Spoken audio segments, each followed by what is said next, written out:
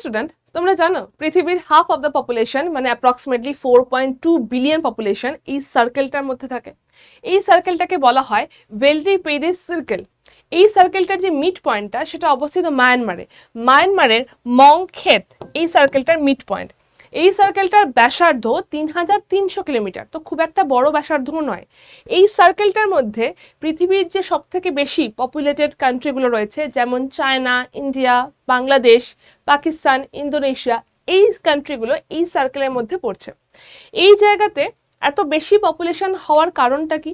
তার কারণ হচ্ছে প্রধানত এখানকার জলবায়ু এবং এখানকার মাটি। এখানকার মাটি অত্যন্ত উর্বর, এখানকার জলবায়ু হট অ্যান্ড হিউমিড, যে কারণে এখানে কৃষিকাজে খুব উন্নতি করেছে। এবং আগেকার সময় থেকে যদি আমরা দেখি, তো এই মানুষ যখন কৃষিকাজটাই মেন সম্বল ছিল, তখন এই জায়গাগুলোতে বেশি পপুলেশন গ্রো করেছে।